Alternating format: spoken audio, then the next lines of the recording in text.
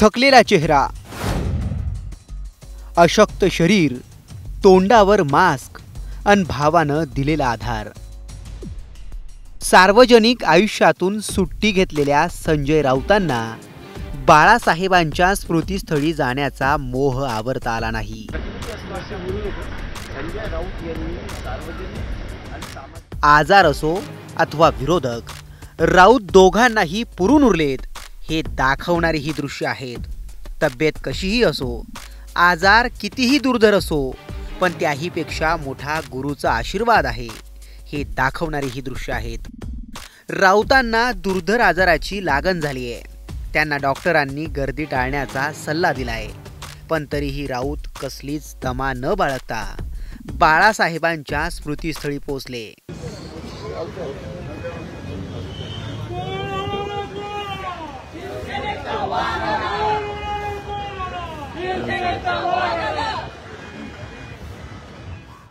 October हाच तो दिवस ज्या दिवशी राऊतांनी सार्वजनिक आयुष्यातून सुट्टी जाहीर केली, कारण राऊतांना गंभीर आजाराची लागण झाली.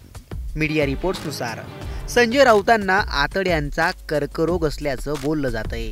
या आजारात शरीरात जेवणाचे पचन कमी होऊन पोषण तत्वे शोषली जातात.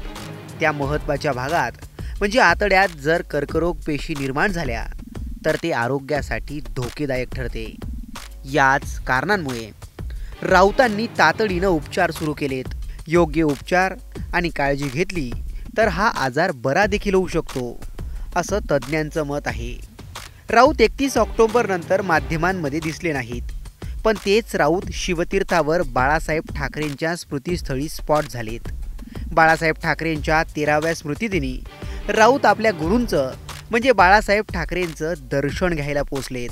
बाळासाहेबांच्या स्मृतीस्थळी आलेले राऊत नेहमीपेक्षा थोडे वेगळेच जाणवले. त्यांच्या चेहऱ्यावर मास्क लावला होता. त्यांचं शरीर थकलेलं दिसत होतं.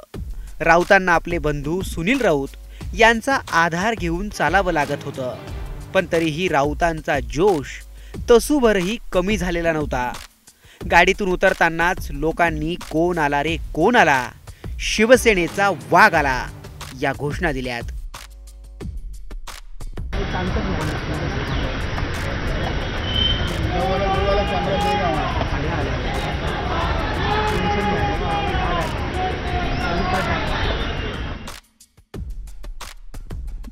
राऊतांनी सगळ्यांची भेट घेतली आणि ते पुन्हा माघारी फिरलेत.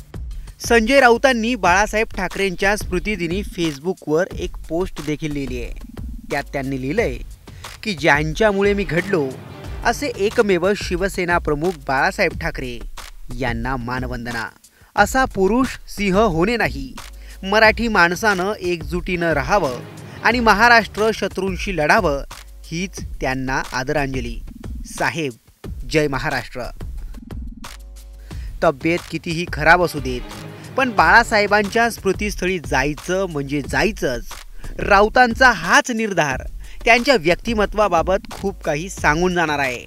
राऊतांचा हाच चिवटपणा त्यांच्या भूमिकांमधून अख्ख्या देशानंही पाहिला आहे. आता त्याच जिद्दीच्या बळावर संजय राऊत आजाराशीही लढतायत आणि नक्कीच ते याही लढाईत जिंकतीलच. तुम्हाला याबाबत काय वाटतं? कमेंट करून नक्की कळवा.